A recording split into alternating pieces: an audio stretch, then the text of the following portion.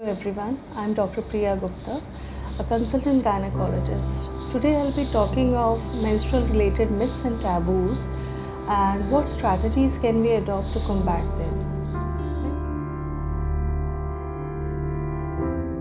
Menstruation is nothing but a very normal biological phenomena, and all adolescent girls and women must understand the fact that they have the power of procreation only because of its virtue. The first cycle usually occurs in an average Indian female at the age of 11 to 14 years, and it is an indicator of puberty. Despite of the phenomena being unique to girls, this has always been surrounded by secrecy and myths in many societies. These taboos exclude these women and young girls from many of the cultural and social activities and may have potentially harmful implications. Now, talking about the myths, culturally in many parts of India, menstruation is still considered to be dirty and impure. Many of the menstruating women are refrained from participating in day-to-day course of life once till the menstruation is over. Scientifically speaking, the cause of menstruation is ovulation followed by mischance of pregnancy. This in turn leads to bleeding from the endometrium or endometrial vessels. Endometrium is the innermost lining of the uterus, and after the menstruation is over, the uterus prepares itself for the next menstrual cycle. In many parts of India, still many of the menstruating girls are not allowed to enter the puja room, they are not allowed to enter the kitchen, they are refrained from offering prayers in temples, they are not allowed to touch holy books, and all this is being related to the cultural beliefs of impurity associated with menses. Also, these women being considered as unhygienic, it is believed that the food they prepare or they handle also gets contaminated. And even if they touch the sour food like pickles in the kitchen, these foods are not worth eating. Actually, it is not. As long as all the general hygienic measures are taken into account, no scientific test has shown that menstruation is a reason for spoilage of food in the making.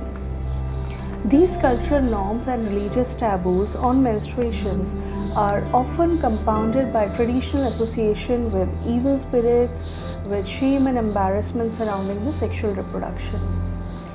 In some parts of India, these young girls are given some dietary restrictions, like they are not allowed to eat sour foods like tamarind, curd and pickles. It is believed that this might alter the bleeding pattern or may even stop the cycle, though it is actually not right. Even a young menstruating girl or a female is not allowed to do exercises, as it is expected to increase the menstrual pain. In fact, in the real sense, exercise helps in relieving the menstrual pain or dysmenorrhea, premenstrual syndrome, and it also helps in relieving the abdominal bloating. Exercises cause a release of hormone named serotonin, which is a mood elevating hormone, and this is one hormone which in fact makes one feel much happier. So now, what strategies can we adopt to combat all these myths? The first and foremost is increasing the awareness among adolescent girls related to menstrual health and hygiene.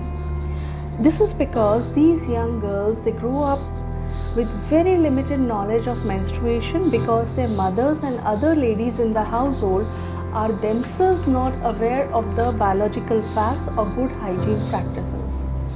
Secondly, we can also do some community health awareness programs. We can educate teachers in the school so that they can adopt to proper methodology of menstruation, and they can teach the proper hygiene practices to the growing up girls.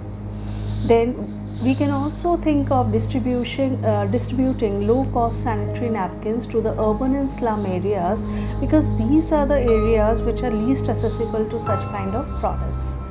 And most important again, we should also impart proper education to the male partners in the house so that they can clear out their false belief systems regarding menstruation, and they can support their mothers, daughters, sisters, wives and their peers. And lastly, sensitization of the health workers, of the accredited social health activists and the Anganwadi workers regarding the menstrual biology must be done. It is because these are the ones who further disseminate the right knowledge amongst the community and can help us mobilize social support against bursting myths regarding menstruation. Thank you so much. Hope you have liked this video and subscribe to be tuned for the next upcoming video. Thank you.